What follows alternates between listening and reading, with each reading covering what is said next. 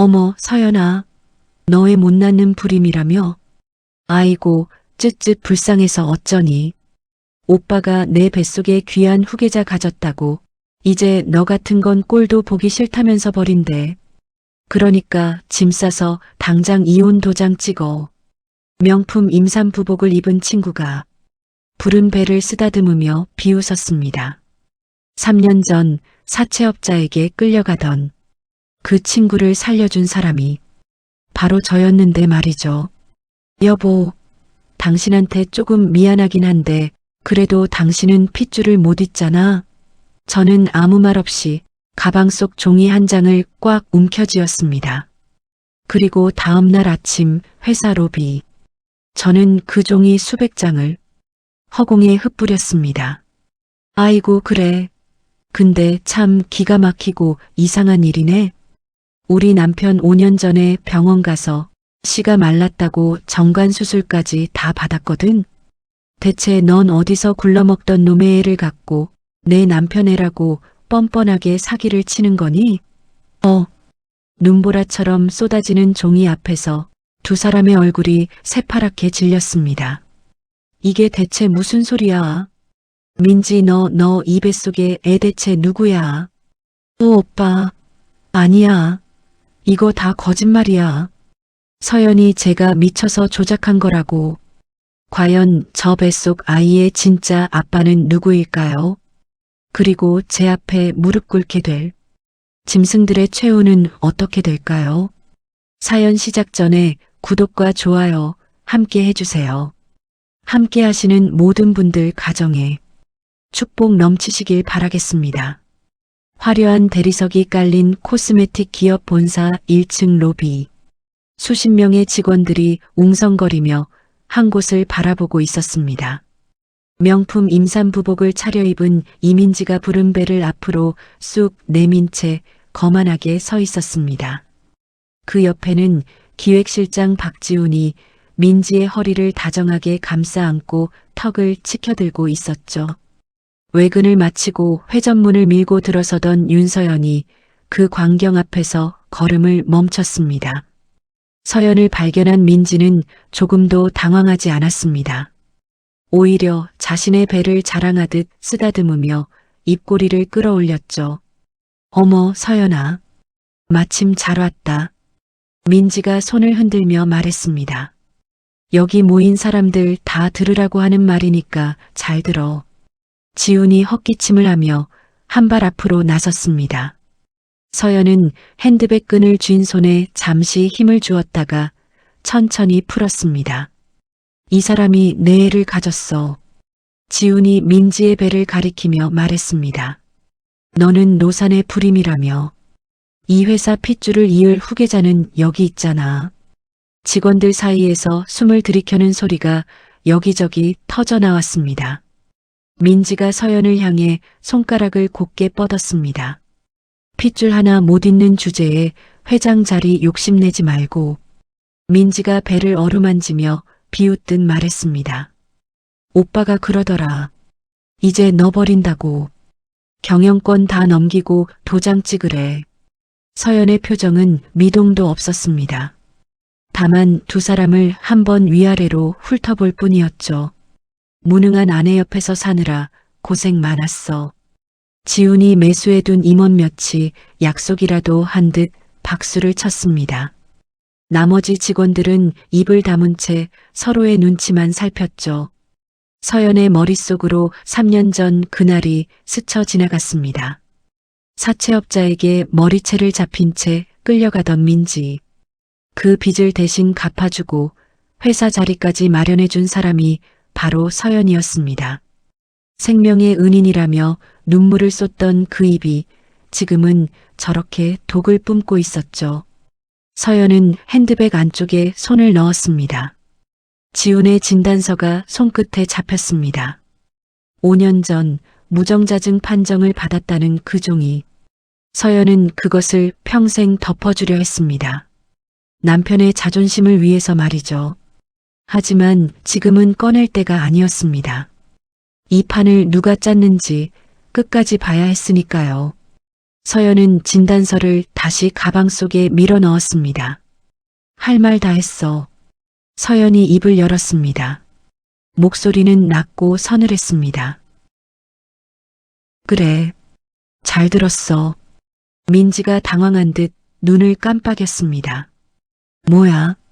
화도 안 나나 봐. 서연은 대답하지 않았습니다. 마중 나온 비서실장을 향해 가볍게 손짓했죠. 다들 일하러 보내요. 비서실장이 직원들을 흩어지게 하는 동안 서연은 몸을 돌렸습니다. 그리고 전용 엘리베이터를 향해 또박또박 걸어갔습니다. 뒤에서 민지와 지훈이 서로를 끌어안고 환호하는 소리가 들렸습니다. 맞지?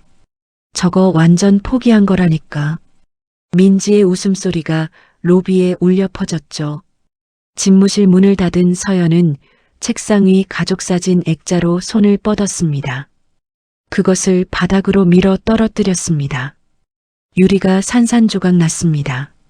서연은 구두굽으로 그 위를 천천히 짓밟았습니다. 발밑에서 유리 부서지는 소리가 자글자글 울렸습니다. 서연은 금고를 열어 주주명부를 꺼냈습니다. 그리고 휴대폰을 들었습니다. 나야. 지금 바로 들어와요. 오랜 세월 믿어온 사설 탐정이었습니다. 30분 뒤 탐정이 두툼한 서류 봉투를 책상에 올려놓았습니다. 봉투를 연 서연의 눈빛이 차갑게 가라앉았습니다. 지훈과 민지가 호텔을 드나드는 사진, 그리고 민지가 강남의 어느 유흥업소에서 젊은 남자 종업원과 은밀하게 만나온 흔적들. 이 여자 임신한 게. 탐정이 사진 한 장을 짚으며 말했습니다. 실장님, 아이가 아닐 가능성이 큽니다. 서연은 사진을 한참 들여다보았습니다. 지훈은 자신이 무정자증인 줄도 모르고 남의 자식을 후계자라 믿고 있었던 겁니다. 완벽하게 속아 넘어간 거죠. 탐정이 작은 녹음기를 꺼내 재생 버튼을 눌렀습니다. 지직거리는 소리 너머로 민지의 목소리가 흘러나왔습니다. 오빠, 그냥 그 여자 정신병자로 몰자. 이사회에서 한 방에 끌어내리면 회사는 우리 거야. 서연은 녹음기를 껐습니다. 책상 모서리를 움켜쥔 손등에 핏줄이 도드라졌습니다. 이거 하루면 충분하겠네. 서연이 혼잣말처럼 중얼거렸습니다. 탐정에게 수표 한 장을 건넸습니다. 오늘 밤 안에 그 남자를 찾아요. 내일 아침까지 본사로 데려와요. 탐정이 고개를 끄덕이고 나갔습니다. 서연은 다시 휴대폰을 들었습니다. 이번엔 내부감사팀장 강태호였습니다. 강 팀장, 비상계단으로 올라와요. 잠시 후 무거운 서류 가방을 든 태호가 문을 열고 들어왔습니다. 경비원들의 눈을 피해 온 모양이었습니다. 부르셨습니까? 태호가 가방을 책상에 내려놓으며 말했습니다. 서연은 가방을 열었습니다. 안에는 지훈의 자금 흐름을 추적한 서류가 빼곡히 들어있었죠. 서연의 입가에 처음으로 옅은 웃음이 번졌습니다. 좋아요. 시작해봅시다. 창밖으로 해가 기울고 있었습니다. 집무실 안에는 두 사람의 낮은 목소리만 오래도록 이어졌습니다. 같은 날 오후, 태호가 책상 위로 서류 한 뭉치를 펼쳐 놓았습니다. 종이마다 숫자와 회사 이름이 빼곡했습니다. 실장님이 3년 동안 빼돌린 돈입니다. 태호가 한 장을 짚으며 말했습니다. 해외에 유령 회사 5개를 만들어서 연구비로 잡아둔 200억을 통째로 옮겼습니다. 서연이 서류를 한 장씩 넘겼습니다. 200억이라. 서연이 낮게 움조렸습니다. 내가 밤새워 만든 회사 돈을 그렇게 쉽게 가져갔네. 태호가 다른 종이를 내밀었습니다. 영수증을 복사한 것들이었죠. 이건 민지 씨가 회사 복지 기금으로 명품이랑 유아용품 산 내역입니다. 임산부 행세하면서 회사 돈을 제 지갑처럼 썼더군요. 서연이 코웃음을 쳤습니다. 기가 막히네. 정말. 태호가 주머니에서 작은 저장 장치 하나를 꺼냈습니다. 실장님, 차 골프백 안감을 뜯어서 빼낸 겁니다. 여기 뇌물받은 임원들 이름이 다 들어 있습니다. 서연이 장치를 받아 손바닥 위에 올려놓았습니다. 연구소장까지 넘어갔어요. 태호가 목소리를 낮췄습니다. 스위스에 계좌 만들어준다고 꼬드겨서 회장님한테 불리한 증언을 시키려고 했습니다. 서연은 한동안 말이 없었습니다.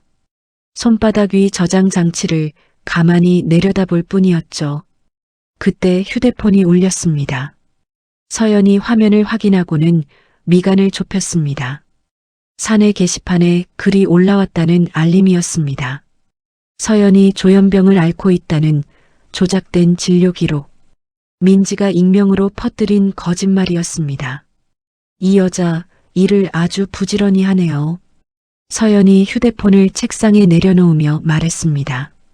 곧이어 또 다른 소식이 들어왔습니다. 지훈이 내일 아침 이사회를 임시 주주총회로 바꿔 서연의 대표 자리를 빼앗는 안건을 올렸다는 겁니다. 빠르네. 내일 아침에 끝장을 보겠다는 거예요. 태호가 입술을 깨물었습니다. 홍보팀이 해명 자료를 준비하고 있습니다. 막을까요? 아니요. 서연이 단호하게 고개를 저었습니다. 막지 말아요. 오히려 잘 됐어요. 태호가 의아한 표정으로 서연을 바라보았습니다. 저들이 완전히 이겼다고 믿게 둬요. 서연이 천천히 일어섰습니다. 방심한 짐승일수록 잡기 쉬운 법이니까. 서연은 태호가 가져온 뇌물 장부를 복사하게 했습니다. 그리고 반란에 가담한 임원들의 집으로 한 부씩 보냈습니다. 봉투 안에는 짧은 경고문 한 장만 넣었죠. 오늘 밤 그들의 집 우편함마다 같은 봉투가 꽂힐 예정이었습니다. 해가 완전히 저물자 지우는 최고급 요리집을 통째로 빌렸습니다. 자신을 따르는 임원들을 모아놓고 술잔을 돌렸습니다. 서연이 내일이면 끝이야. 지훈이 양도 서류를 흔들며 큰 소리쳤습니다. 이 회사 주식 자네들한테 두둑하게 나눠줄 테니까 걱정 말라고. 임원들이 굽실거리며 잔을 부딪혔습니다. 같은 시각 민지는 백화점 라운지에 앉아 있었습니다. 지훈의 한도 없는 법인카드를 점원에게 내밀며 콧대를 세웠죠. 여기서 제일 비싼 유모차로 줘요. 민지가 손가락으로 매대를 가리켰습니다. 아, 그리고 저 목걸이도. 사모님 되면 이 정도는 해야지. 점원이 굳은 미소로 카드를 받아들었습니다. 불 꺼진 집무실. 서연과 태호는 어둠 속에서 자료를 정리하고 있었습니다. 대형 화면에 띄울 증거들을 차곡차곡 모았죠. 서연은 금고 깊은 곳에서 진단서 원본을 꺼냈습니다. 5년 전 지훈이 받은 그 판정서였습니다. 이걸 수백 장 뽑아요. 서연이 진단서를 복사기 위에 올렸습니다. 기계가 윙윙거리며 종이를 토해냈습니다. 서연은 복사된 진단서를 한 장도 빠짐없이 가죽 가방에 채워 넣었습니다. 가방을 닫는 서연의 입가에 차가운 미소가 걸렸습니다. 밤 11시 탐정에게서 전화가 왔습니다. 그 남자 데리고 있습니다. 탐정의 목소리가 수화기 너머로 들렸습니다. 살해금 받는 조건으로 내일 증인으로 나오겠답니다. 수고했어요.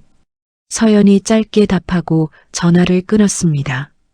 태호는 형사들에게 횡령 증거 일부를 미리 넘겼습니다. 내일 아침 지훈이 부를 사설 용역들과 부딪힐 것을 대비한 거였죠. 자정이 넘어가자 서연은 창가로 다가갔습니다. 서울의 밤 풍경이 발 아래 펼쳐져 있었습니다. 태호가 넥타이를 느슨하게 풀며 한숨을 내쉬었습니다. 서연이 따뜻한 홍차 한 잔을 그의 앞에 내려놓았습니다. 마셔요. 긴 밤이 될 테니까. 태호가 잔을 받아들었습니다.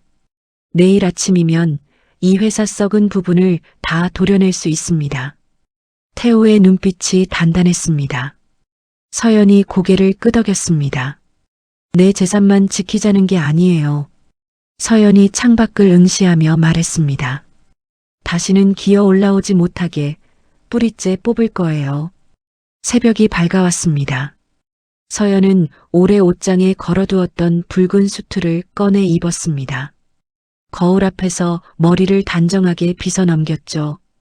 태호도 검은 정장 차림으로 곁에 섰습니다. 그때 휴대폰이 울렸습니다. 회장님, 지훈 측 경호원들이 로비를 막고 있습니다. 비서실장의 다급한 목소리였습니다. 서연은 가방 손잡이를 꽉 쥐었습니다. 갑시다. 서연이 문을 향해 걸음을 옮겼습니다. 태호가 그 뒤를 따랐습니다.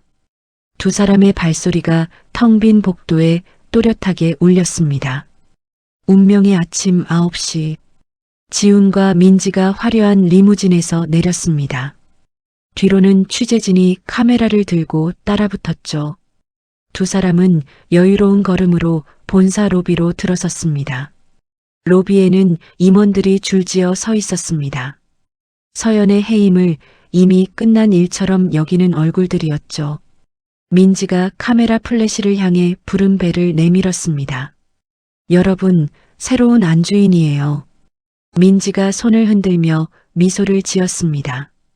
지훈이 마이크를 잡았습니다. 오늘부터 이 회사는 새롭게 태어납니다. 지훈이 목소리를 높였습니다. 전 대표는 건강이 좋지 않아서 더는 자리를 지킬 수 없게 됐습니다.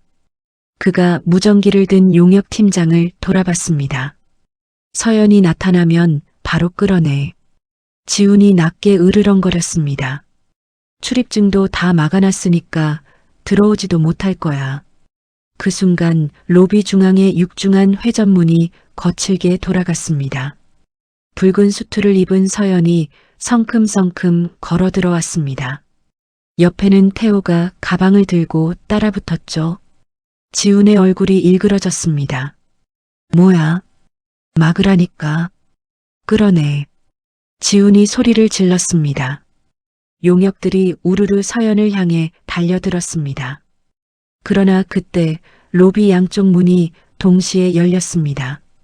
정복을 입은 경찰들이 들이닥쳤습니다. 태호가 미리 신고를 해둔 거였죠. 경찰들이 용역들을 순식간에 제압했습니다. 불법으로 사람을 막으면 어떻게 되는지 모르나 봐요. 서연이 차분하게 말했습니다. 경찰들이 길을 터주었습니다.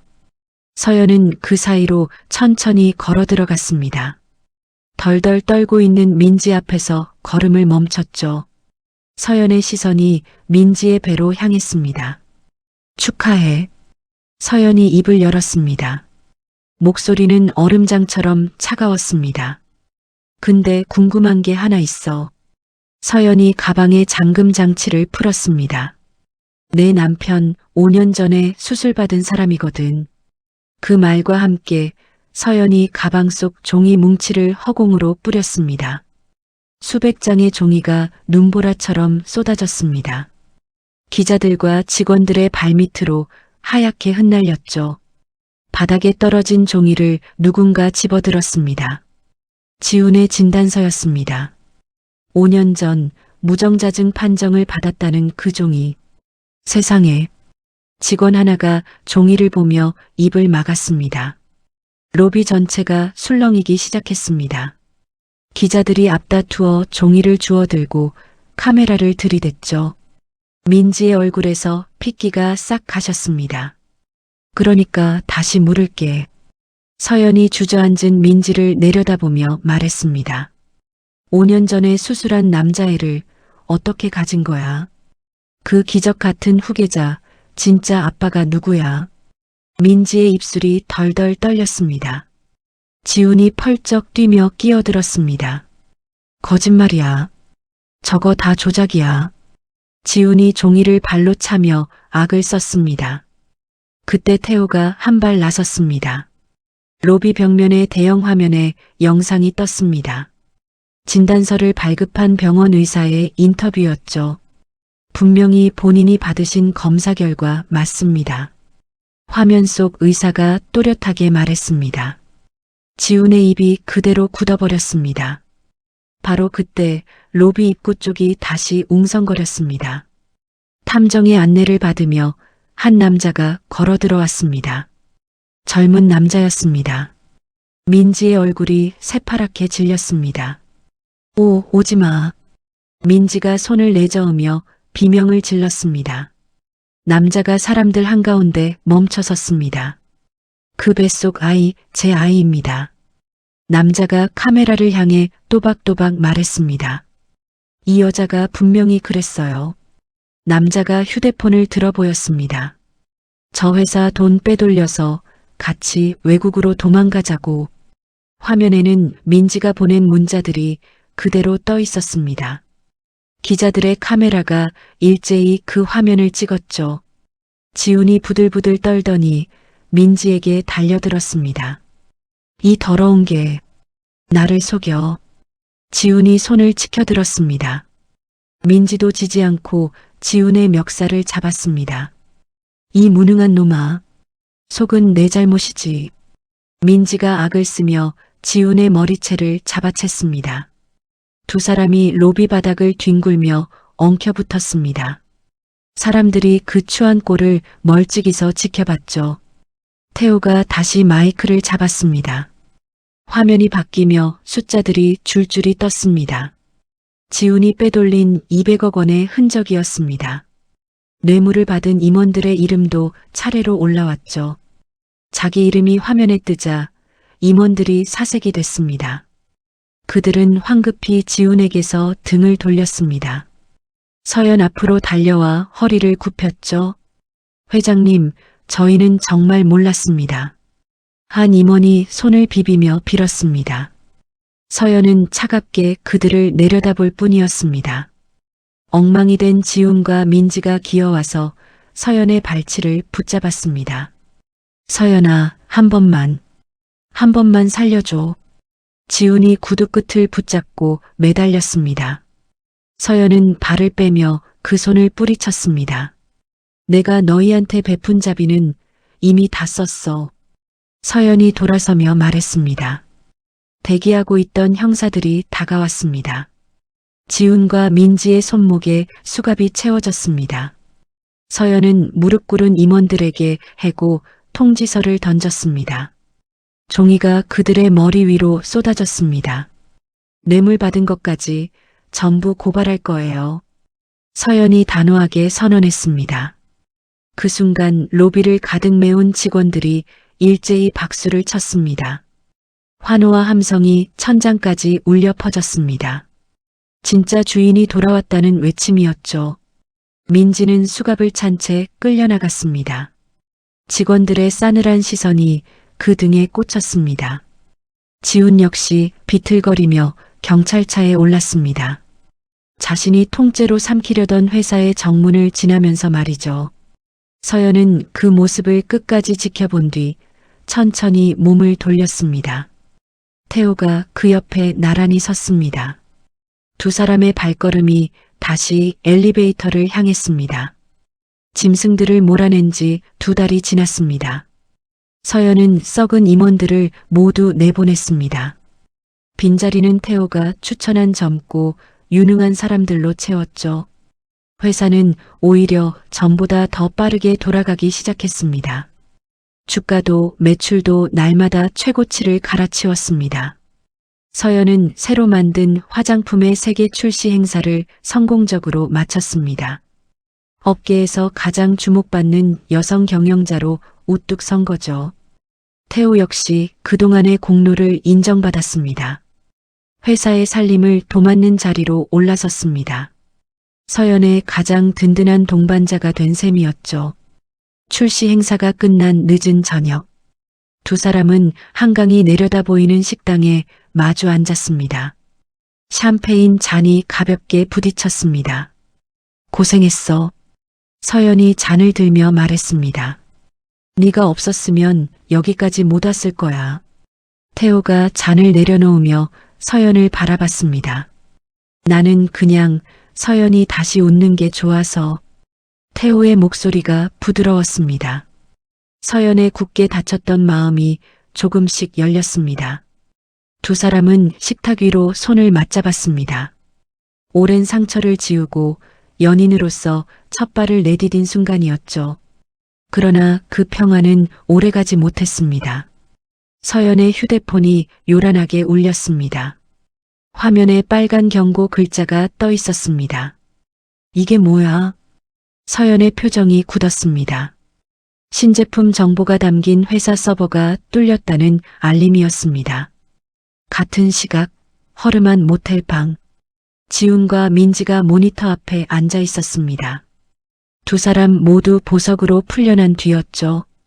화면에는 회사 기밀 자료가 한 줄씩 내려받아지고 있었습니다. 이거 봐. 다 빠져나오고 있어. 지훈이 비릿하게 웃었습니다. 퇴사하기 전에 회사 전산망에 몰래 심어둔 게 있었거든. 민지가 옆에서 입꼬리를 올렸습니다.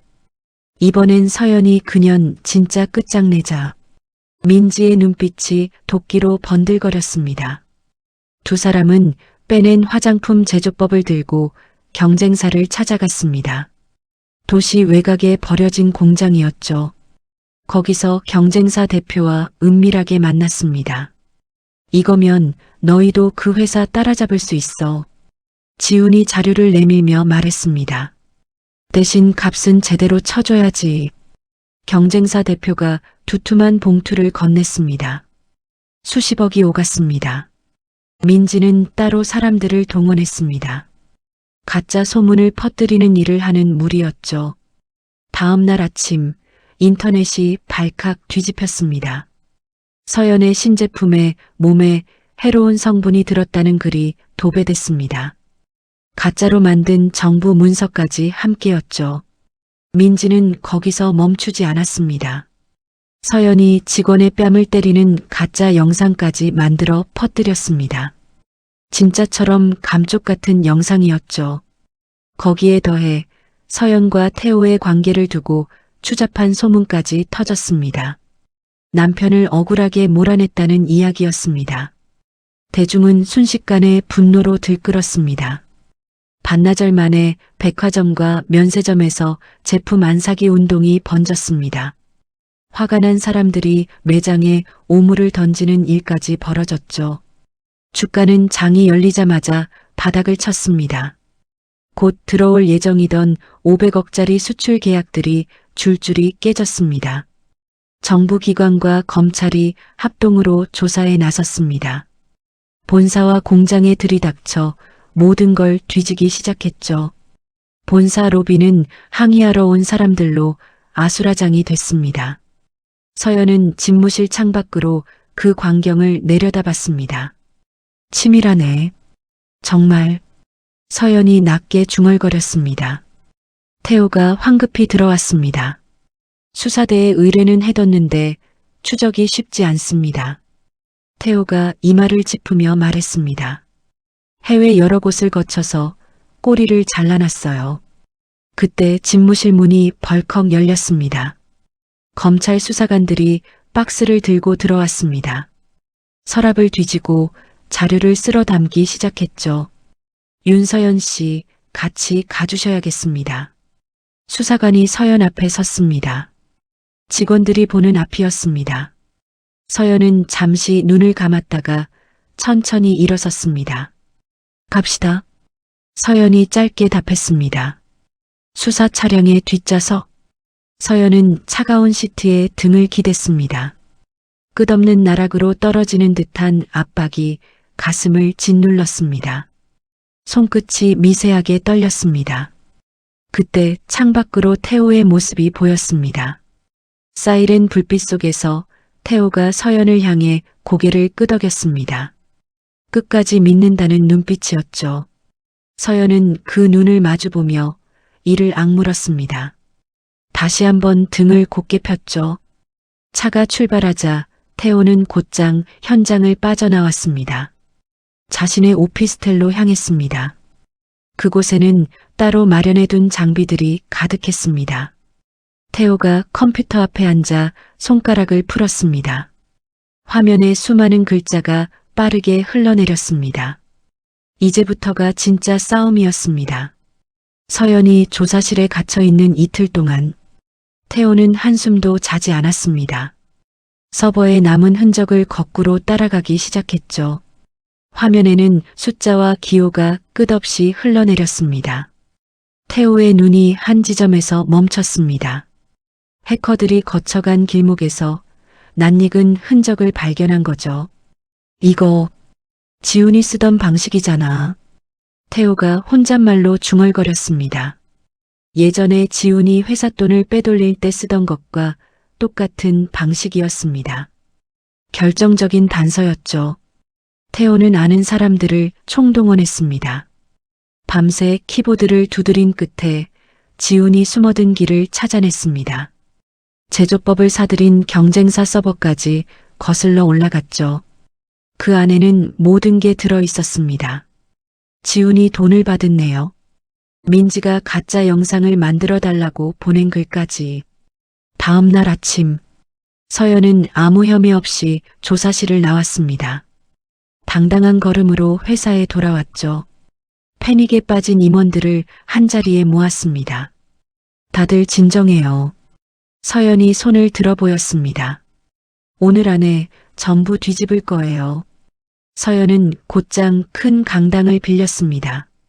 모든 언론사를 불러 모았죠. 생방송 기자회견을 자청한 겁니다. 수십 대의 카메라가 단상을 향했습니다. 서연이 마이크 앞에 섰습니다. 해로운 성분 이야기에 대해 변명은 한마디도 하지 않았습니다. 대신 뒤편 화면에 무언가를 띄웠습니다. 신제품 제조법의 원본 자료였습니다. 기자들이 술렁였습니다. 회사 기밀을 저렇게 공개해도 되는 거야. 한 기자가 옆 사람에게 속삭였습니다. 서연이 화면의 한 줄을 손가락으로 짚었습니다. 이건 성분이 아니에요. 서연이 또렷하게 말했습니다. 제가 일부러 심어둔 덫이에요. 기자들이 일제히 펜을 들었습니다. 누군가 이 자료를 몰래 빼내면 서연이 말을 이었습니다. 그 사람이 어디서 어떤 기계로 가져갔는지 곧장 회사로 신호가 와요. 서연이 신호를 보내자 화면이 바뀌었습니다. 커다란 지도 위에 빨간 점이 깜빡였습니다. 도시 외곽의 한 창고였습니다. 지훈과 민지가 숨어 있는 바로 그곳이었죠. 또 다른 빨간 점이 화면에 떴습니다. 이번엔 경쟁사 연구소였습니다. 경쟁사가 기밀을 불법으로 사들인 증거였죠. 수많은 카메라 앞에서 모든 게 드러났습니다. 그 순간 강당 문이 열렸습니다. 태호가 안으로 들어왔습니다. 화면에 다른 영상이 연결됐죠. 창고를 덮치는 경찰들의 모습이 생중계되고 있었습니다. 지훈과 민지가 바닥에 짓눌려 있었습니다. 도망갈 배편을 알아보다 붙잡힌 거였죠. 두 사람의 비참한 꼴이 화면에 그대로 나왔습니다. 이어 정부 조사관들이 단상에 올랐습니다. 손에는 방금 나온 검사 결과지가 들려 있었습니다.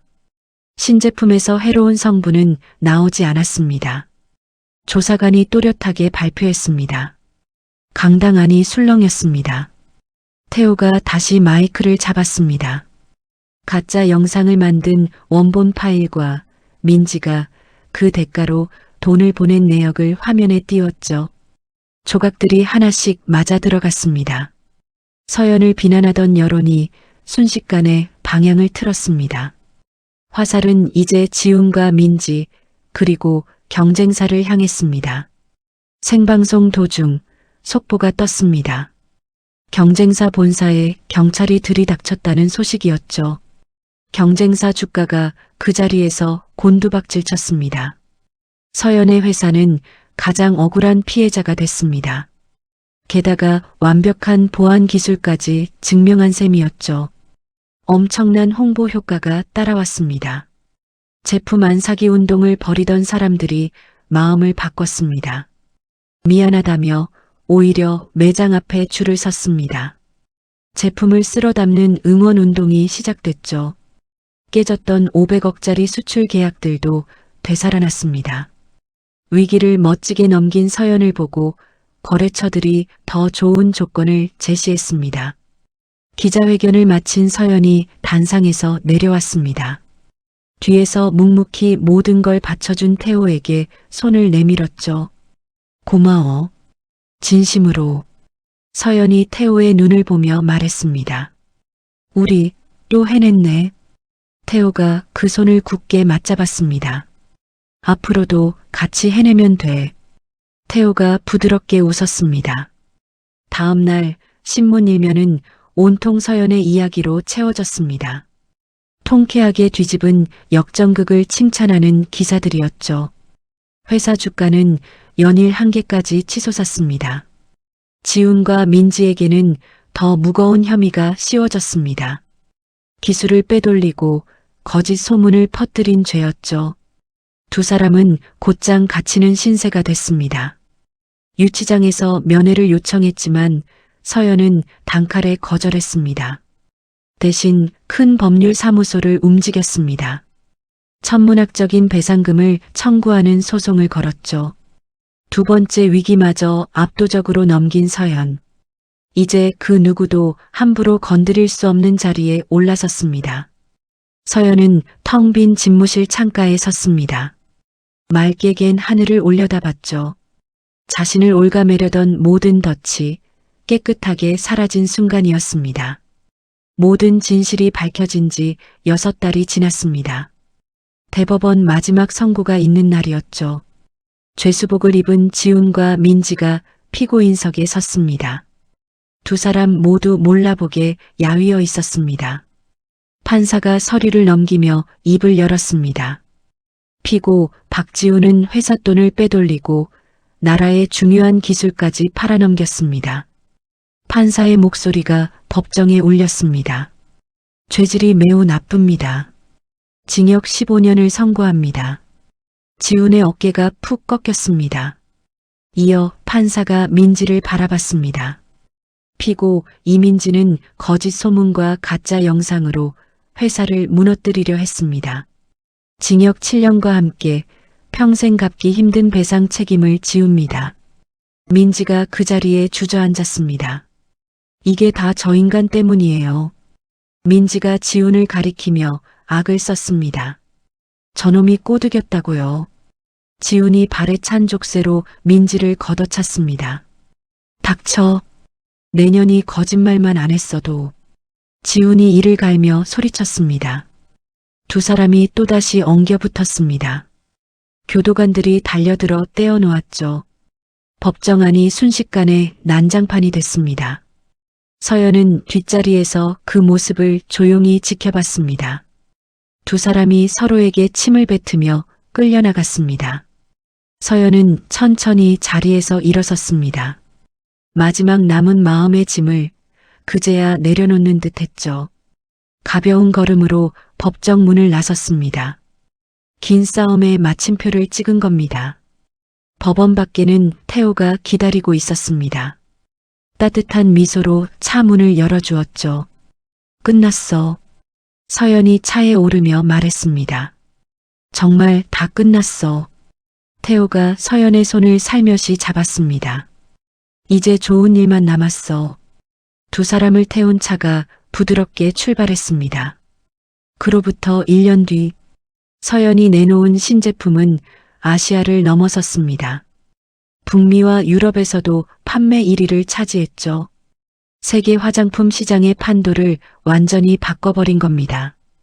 회사는 미국 증시에 상장하는 거대 기업으로 성장했습니다. 서연은 유명 잡지 표지를 장식하는 경제계 거물이 됐죠. 서연은 자신의 아픈 과거를 잊지 않았습니다. 배우자에게 배신당하고 갈 곳 없어진 여성들을 돕기로 했죠. 큰 규모의 구호재단을 세웠습니다. 이사장으로 취임해 수백억의 사재를 털었습니다. 법으로 다시 일어설 수 있게 돕는 일이었죠. 사람들은 그런 서연을 진심으로 존경했습니다. 태호는 여전히 서연의 곁을 지켰습니다. 회사 살림을 도맡아 더 높이 날 수 있게 받쳐주었죠. 눈이 내리는 어느 겨울밤, 태호는 서연이 좋아하는 작은 식당을 통째로 빌렸습니다. 촛불 사이에서 작은 상자를 꺼냈습니다. 서연아. 태호가 무릎을 굽히며 말했습니다. 이제 나랑 평생 같이 가자. 상자 안에서 반지가 반짝였습니다. 서연의 눈가가 촉촉해졌습니다. 결혼이라는 말만 들어도 두려워하던 시절이 있었죠. 하지만 태호의 손을 보자 그 두려움이 녹아내렸습니다. 응, 그래. 서연이 환하게 웃었습니다. 같이 가자. 태호가 서연의 손가락에 반지를 끼워 주었습니다. 두 사람의 결혼식은 배 위에서 조촐하게 열렸습니다. 진심으로 축하해주는 사람들만 모였죠. 재단에서 도움을 받은 여성들도 함께였습니다. 순백의 드레스를 입은 서연이 태호의 손을 잡았습니다. 자신을 무너뜨리려던 자들은 결코 닿을 수 없는 자리. 가장 밝은 빛의 한가운데 서연이 서 있었습니다. 신혼여행에서 돌아온 서연은 집무실에 앉았습니다. 상장을 축하하는 화환으로 방이 가득했죠. 창밖으로 서울의 높은 건물들이 펼쳐졌습니다. 서연은 한참 동안 그 풍경을 바라봤습니다. 남의 호의를 짓밟은 자에게는 파멸이, 묵묵히 제 길을 걸은 사람에게는 영광이 돌아왔습니다. 회사 직원들도 그 누구보다 기뻐했습니다. 존경하는 주인의 겹경사였으니까요. 다들 더 신이 나서 일에 매달렸습니다. 새로 뽑힌 임원들은 서연 앞에 깍듯했습니다. 압도적인 성과 앞에 절로 고개가 숙여졌죠. 서연은 그들을 엄하게 다루면서도 성과에는 확실히 보답했습니다. 흔들림 없는 자리가 그렇게 세워졌습니다. 서연과 태호의 이야기는 널리 퍼졌습니다. 배신당한 사람들에게 통쾌한 위로를 주는 이야기로요. 성공한 기업의 신화로 사람들 입에 오르내렸죠. 퇴근 시간이 됐습니다. 서연과 태호가 어깨를 나란히 했습니다. 본사 1층 회전문을 함께 밀고 나섰죠. 두 사람의 등 뒤로 노을이 붉게 부서졌습니다. 황금빛 햇살이 발밑까지 길게 드리웠습니다. 서연과 태호가 마주보며 웃었습니다. 맞잡은 손에 따뜻한 힘이 실렸습니다. 서연과 태호의 찬란한 결말로부터 5해가 흘렀습니다. 뼈가 시리도록 추운 한겨울이었죠. 서울역 뒷골목. 누렇게 찌든 싸구려 외투를 겹겹이 껴입은 여자가 있었습니다. 꽁꽁 언 맨손으로 폐지가 가득 쌓인 낡은 수레를 끌고 있었죠. 오르막길을 오르느라 숨이 턱까지 차올랐습니다. 그 여자는 이민지였습니다. 한때 명품을 휘두르며 사모님 행세를 하던 그 사람이었죠. 형을 마치고 나왔지만 갚을 수 없는 빚이 그녀를 짓눌렀습니다. 빚쟁이들에게 쫓기는 신세가 된 겁니다. 수레 뒤에서 절뚝거리며 바퀴를 미는 남자가 있었습니다. 박지훈이었습니다. 얼굴에는 흉터가 가득했죠. 지훈은 교도소 안에서 다른 사람의 돈을 훔치다 들켰습니다. 그 바람에 여러 사람에게 둘러싸여 두들겨 맞았죠. 그 후로 한쪽 다리를 제대로 쓰지 못하게 됐습니다. 두 사람은 서로의 꼴을 볼 때마다 으르렁댔습니다. 내 놈 때문에 내 인생이 이 모양이야. 민지가 입에서 허연 김을 뿜으며 쏘아붙였습니다. 내년이 거짓말만 안 했어도 내가 이 꼴이 됐겠어.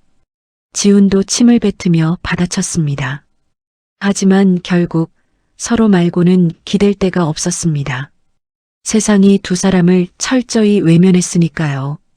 부모도 친척도 한때 굽실거리던 사람들도 전부 등을 돌렸습니다. 남은 건 서로를 미워하면서도 놓지 못하는 지긋지긋한 인연뿐이었죠. 굶주림과 추위에 지친 지훈이 손잡이를 놓쳤습니다. 빙판길에 그대로 엎어졌죠. 수레에 실린 종이 더미가 바닥에 와르르 쏟아졌습니다. 아이고, 이 등신아. 그것 하나 똑바로 못 끌어. 민지가 지훈의 등을 발로 걷어찼습니다. 지훈이 끙끙대며 종이를 다시 주워 담았습니다. 손가락이 얼어 제대로 쥐어지지도 않았죠. 하루 종일 이거 모아봐야 몇 푼 되지도 않잖아. 지훈이 주머니를 뒤졌습니다. 오늘 구걸에서 모은 꼬깃꼬깃한 지폐 몇 장이었죠. 이거라도 있어야 오늘 밤 잘 때를 구하지. 지훈이 손을 떨며 중얼거렸습니다. 그 순간 민지의 눈빛이 번뜩였습니다. 지훈의 손에서 돈을 낚아챘습니다. 일이네. 내가 관리할 거야. 민지가 돈을 움켜쥐고 돌아섰습니다. 혼자 달아나려는 속셈이었죠. 그러자 지훈이 눈이 뒤집혀 민지의 옷자락을 붙잡았습니다. 이 도둑년아. 그거 내가 빌어서 모은 거야. 지훈이 옷자락을 물고 늘어졌습니다. 두 사람이 길바닥을 뒹굴며 짐승처럼 엉켰습니다. 서로의 머리채를 잡고 손톱을 세웠죠. 지나가던 사람들이 코를 막고 피했습니다. 에이, 더러워. 저게 사람이야. 한 행인이 인상을 찌푸리며 멀어졌습니다. 벌레라도 본 듯 다들 종종 걸음으로 지나쳤죠. 그때였습니다. 엉켜있던 두 사람의 시선이 동시에 머리 위로 향했습니다. 거리를 환하게 밝히는 거대한 전광판이 있었죠. 화면 가득 한 여자의 얼굴이 비치고 있었습니다. 최고급 옷을 차려입고 우아하게 웃는 여자. 윤서연이었습니다. 전광판 아래쪽에 글자가 흘렀습니다. 올해를 빛낸 세계 경제 지도자 1위 윤서연 회장. 화면이 바뀌며 외국의 어느 광장에서 인터뷰하는 모습이 이어졌습니다. 수많은 카메라가 서연을 향하고 있었죠. 그 옆에는 여전히 멋진 모습의 태호가 서 있었습니다. 태호가 서연의 어깨를 다정하게 감싸 안고 있었죠. 두 사람의 모습은 닿을 수 없는 다른 세상 사람 같았습니다. 찢어진 종이를 손에 쥔 채 민지가 멍하니 올려다봤습니다. 방금 전까지 악을 쓰던 입이 그대로 굳어버렸죠. 자신이 발로 걷어차버린 안식처, 영원히 잃어버린 구원이 저기 있었습니다. 저게 원래 내 자리가 될 수도 있었는데. 민지의 입에서 신음 같은 말이 새어나왔습니다. 몸이 부들부들 떨렸습니다. 추위 때문인지 다른 것 때문인지 알 수 없었죠. 지훈도 입을 벌린 채 전광판을 바라봤습니다. 자신이 오만함과 열등감으로 내버린 아내였습니다. 저 황금빛 인생이 원래는 자기 곁에 있었던 거죠. 내가 미쳤었지. 지훈이 가슴을 쥐어뜯으며 길바닥에서 울부짖었습니다. 서연아, 한 번만 돌아봐줘. 지훈이 절뚝거리는 다리를 끌고 일어섰습니다. 전광판을 향해 손을 뻗었습니다. 마치 그 손이 닿으면 모든 게 되돌아오기라도 할 것처럼요. 하지만 손끝에 닿는 건 차가운 눈송이 뿐이었습니다. 얼어붙은 바닥 위로 두 사람의 눈물이 떨어졌습니다. 후회로 범벅된 눈물이었죠. 하지만 매서운 겨울바람이 그 눈물마저 얼려버렸습니다. 아무런 온기도 남지 않았습니다. 한참을 그렇게 서 있던 민지가 다시 바닥으로 시선을 떨궜습니다. 언손에 입김을 불었죠. 그러다 발밑에 떨어진 누군가 먹다 버린 빵 조각을 발견했습니다. 잠시 망설이던 민지가 그것을 주워들었습니다. 흙이 묻은 빵을 옷에 쓱쓱 닦았죠. 그러고는 입에 밀어 넣었습니다. 한때 백화점 라운지에서 콧대를 세우던 그 입이었습니다. 지훈이 그런 민지를 텅 빈 눈으로 노려봤습니다. 원망과 저주가 뒤섞인 눈빛이었죠. 꼴 좋다. 명품 좋아하던 년이. 지훈이 비웃듯 중얼거렸습니다. 민지는 대꾸할 힘도 없었습니다. 그저 빵을 우물거릴 뿐이었죠. 지훈은 다시 구걸하러 빙판 위를 기어갔습니다. 성한 다리 하나의 의지에 한 뼘씩 몸을 끌었습니다. 남의 호의를 권리로 착각했던 두 사람. 죽음의 문턱에서 건져준 손을 도리어 물어뜯었던 자들이었죠. 그들에게 남은 미래는 서로를 갉아먹는 것뿐이었습니다. 시궁창 속에서 후회하며 늙어가는 일뿐이었죠. 눈보라가 점점 거세졌습니다. 골목에 가로등 불빛마저 하나둘 꺼졌습니다. 두 사람의 거친 숨소리가 칼바람에 묻혔습니다. 이내 흔적도 없이 사라졌죠. 전광판 속 서연의 미소, 그리고 어둠 속에 파묻히는 두 사람의 꼴. 그 둘이 극명하게 엇갈렸습니다. 서연의 환한 웃음은 폭설 속에서도 흔들림이 없었습니다. 도심을 따뜻하게 밝히며 굳건하게 빛났죠. 거리를 지나는 수많은 발걸음이 두 사람이 웅크린 어둠을 무심히 스쳐갔습니다. 아무도 그들을 돌아보지 않았습니다. 누구 하나 동전 한 입 던져주는 이가 없었죠. 지훈이 내민 깡통은 텅 빈 채로 눈에 덮여갔습니다. 민지는 차가운 벽에 등을 기댄 채 무릎을 끌어안았습니다. 두 사람의 그림자가 점점 눈 속에 묻혀갔습니다. 화려한 전광판 불빛만이 그 위로 무심하게 쏟아졌습니다. 지훈과 민지가 뒷골목에서 비참한 밤을 보내고 있을 무렵 서연은 전혀 다른 자리에 서 있었습니다. 자신이 세운 희망자립재단의 연말 행사였죠. 따뜻한 조명 아래 서연이 단상에 올랐습니다. 행사장에는 수백 명의 여성들이 모여 있었습니다.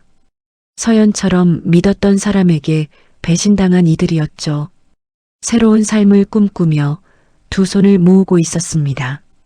서연이 마이크를 잡았습니다. 잠시 객석을 둘러본 뒤 천천히 입을 열었죠.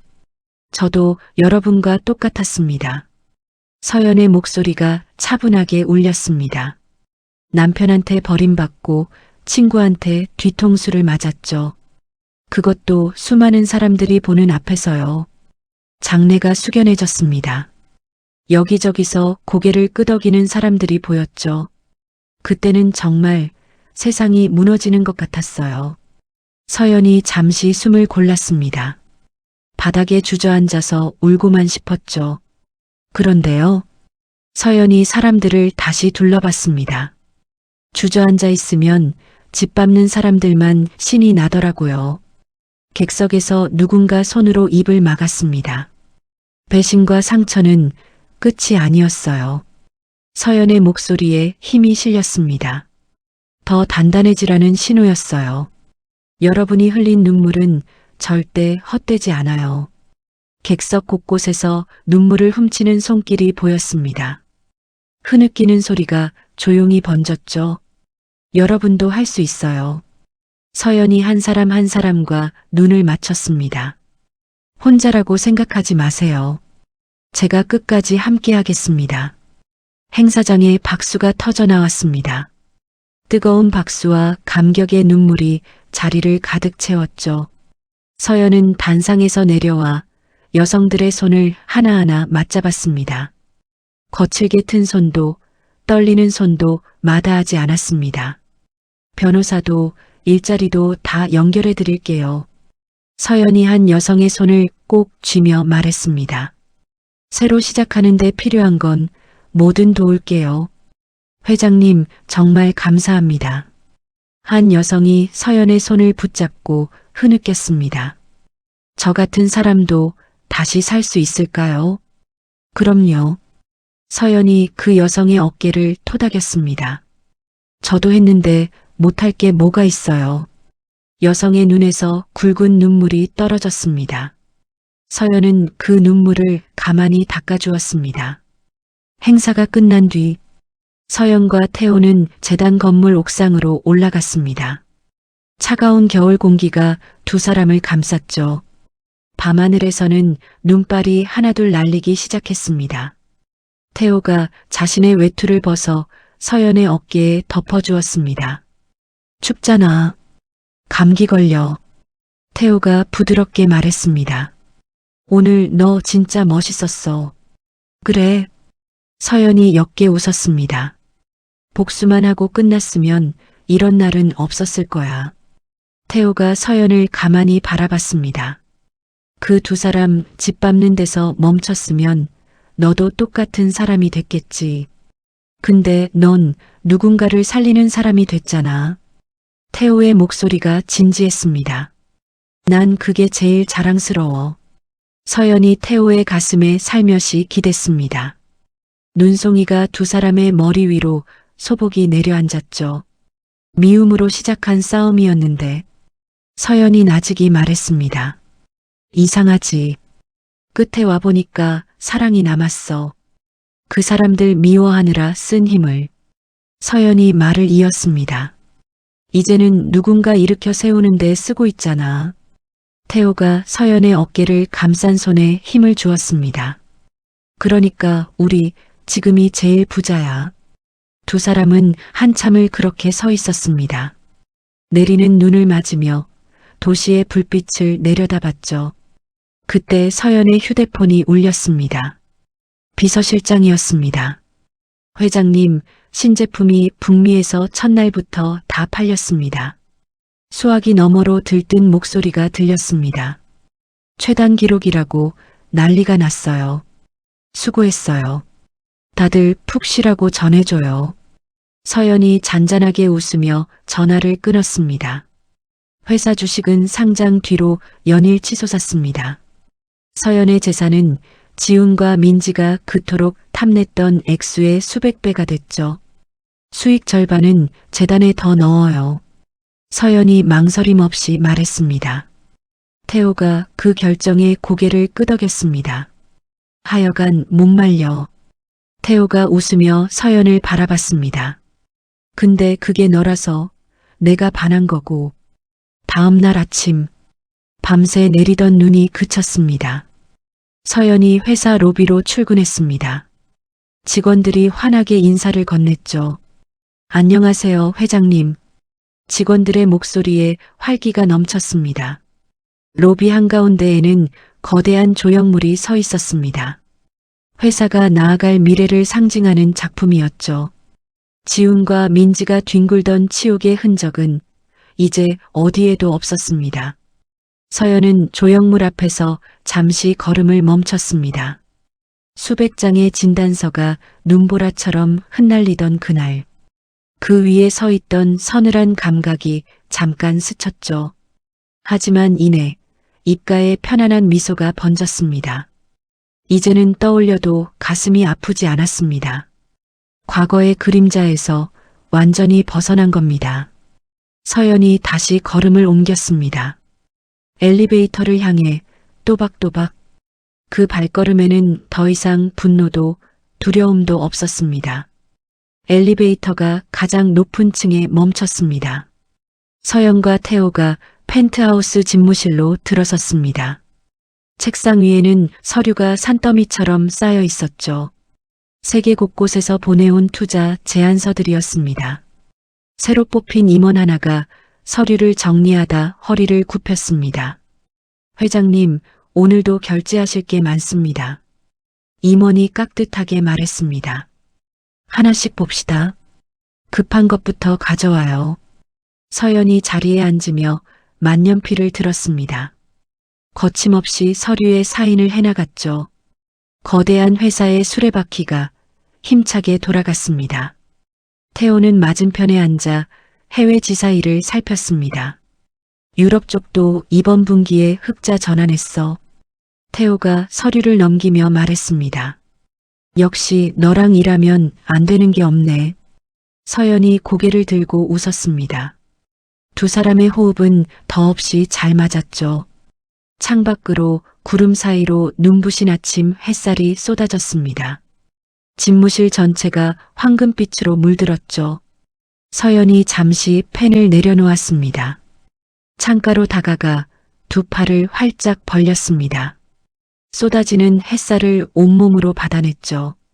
남의 악의에 굴복하지 않고 스스로 운명을 일으켜 세운 사람. 그 당당한 모습이 빗속에 또렷했습니다.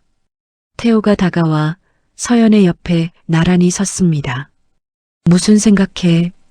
태호가 물었습니다. 그냥 여기까지 온 게 믿기지가 않아서. 서연이 창밖을 바라보며 답했습니다. 한때는 다 끝났다고 생각했는데 끝이 아니라 시작이었던 거야. 태호가 서연의 손을 잡았습니다. 앞으로도 같이 가자. 응. 서연이 태호의 손을 마주 잡았습니다. 같이 가자. 끝까지. 두 사람은 창밖으로 펼쳐진 도시를 함께 바라봤습니다. 눈이 그친 하늘은 더없이 맑았습니다. 짐승들의 파멸과는 정반대였습니다. 가장 눈부신 영광 속에서 두 사람이 나란히 섰습니다. 서연의 위대한 이야기는 그렇게 사람들의 가슴에 깊이 새겨졌습니다. 따뜻한 햇살이 두 사람을 오래도록 비췄습니다. 서연의 이야기가 세상에 알려진 지 다시 10년이 흘렀습니다. 회사는 이제 세계 어디를 가도 모르는 사람이 없을 만큼 컸습니다. 서연의 머리에도 어느새 희끗한 빛이 내려앉았죠. 봄볕이 따스하게 내리던 어느 오후, 서연은 재단 건물 1층 상담실에 앉아 있었습니다. 이제는 회사 일보다 재단 일에 더 마음을 쏟는 나날이었죠. 그날도 도움을 청하러 온 사람들의 사연을 하나하나 듣고 있었습니다. 그때 직원이 조심스럽게 다가왔습니다. 이사장님, 면담 신청한 분이 한 분 계신데요. 직원이 서류를 내밀며 말끝을 흐렸습니다. 이름을 보시면 좀 놀라실 것 같아서요. 서연이 서류를 받아들었습니다. 종이에 적힌 이름을 본 순간 손끝이 잠시 멈췄죠. 이민지. 15년 전 자신을 짓밟으려던 바로 그 이름이었습니다. 들여보내요. 서연이 짧게 말했습니다. 목소리에는 흔들림이 없었습니다. 잠시 후 문이 열렸습니다. 지팡이에 의지한 노파 하나가 절뚝거리며 들어왔습니다. 깡마른 몸에 깊게 팬 주름.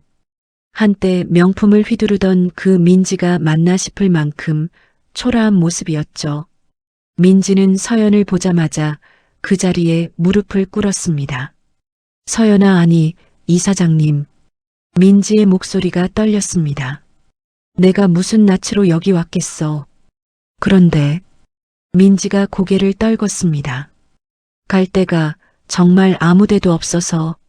서연은 가만히 그 모습을 내려다봤습니다. 지난 세월 민지가 어떻게 살아왔는지는 묻지 않아도 알 것 같았죠. 지훈이는? 서연이 조용히 물었습니다. 민지가 고개를 가로저었습니다.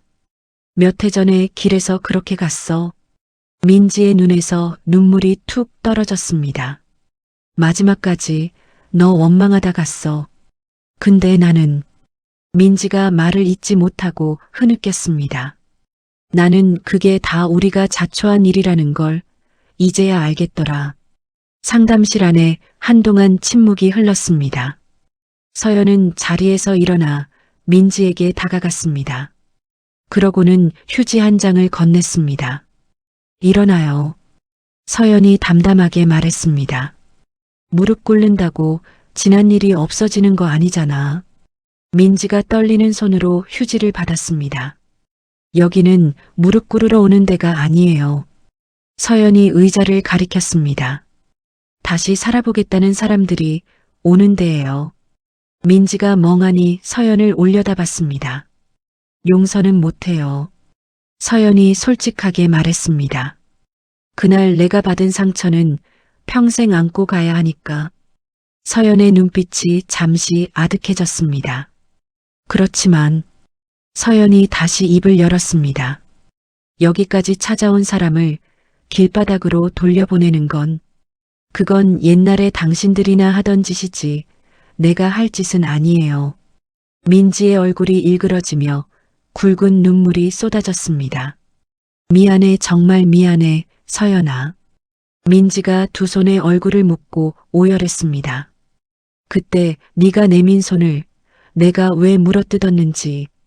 서연은 그런 민지의 어깨에 가만히 손을 얹었습니다. 따뜻하지도 차갑지도 않은 손이었죠. 앞으로는 받은 손 함부로 놓지 말아요. 서연이 나직이 말했습니다. 그날 민지는 재단의 도움으로 작은 일자리를 얻었습니다. 거창한 자리도 화려한 무엇도 아니었습니다. 그저 하루하루 제 손으로 밥벌이하는 평범한 삶이었죠. 면담을 마치고 나온 서연을 태호가 복도에서 기다리고 있었습니다. 머리가 희끗해진 태호가 서연을 보며 웃었습니다. 괜찮았어. 태호가 물었습니다. 응. 서연이 고개를 끄덕였습니다. 이상하게 속이 시원하더라. 서연이 창밖을 바라봤습니다. 미워하는 데 쓰던 힘을 이제 다 내려놓은 기분이야. 태호가 서연의 어깨를 감쌌습니다. 두 사람은 나란히 복도를 걸었습니다. 창밖으로는 재단에서 새 삶을 찾은 사람들이 환하게 웃고 있었죠. 서연은 그 풍경을 오래도록 바라봤습니다. 가장 통쾌한 복수는 상대를 짓밟는 것이 아니었습니다. 그들이 결코 닿을 수 없는 곳에서 누구보다 떳떳하게 빛나는 것, 그리고 자신이 받은 상처를 다른 누군가를 살리는 힘으로 바꾸는 것이었죠. 봄볕이 두 사람의 등을 따뜻하게 비쳤습니다. 서연의 긴 이야기는 그렇게 가장 아름다운 마침표를 찍었습니다. 오늘 이야기를 끝까지 들어주신 여러분, 어떠셨나요? 서연은 가장 믿었던 친구와 남편에게 등을 떠밀렸지만 결코 무너지지 않았습니다. 자신을 짓밟으려던 자들은 차디찬 길바닥으로 떨어졌고 묵묵히 제 길을 걸어온 서연은 가장 밝은 빛 한가운데 우뚝 섰죠. 호의를 권리로 착각한 사람들의 끝이 얼마나 비참한지, 그리고 상처받은 사람이 어떻게 다시 일어설 수 있는지, 이 이야기가 잔잔한 위로가 되었기를 바랍니다. 살다 보면 누구나 한 번쯤 믿었던 사람에게 배신당하고 세상이 무너지는 듯한 순간을 만납니다. 하지만 기억해 주세요. 주저앉아 있으면 짓밟는 사람만 신이 날 뿐이고 다시 일어서는 그 순간부터 인생은 새롭게 시작된다는 것을요. 여러분의 눈물도 결코 헛되지 않을 겁니다. 오늘의 이야기는 여기까지입니다. 여러분은 지금 어디에서 이 이야기를 듣고 계신가요? 이야기를 끝까지 함께 해주셨다면 댓글에 듣고 계신 지역과 잘 들었어요. 로 여러분의 흔적을 남겨주세요. 아직 구독하지 않으셨다면 구독 버튼도 잊지 마시고요. 저는 다음 사연으로 다시 찾아뵙겠습니다. 감사합니다.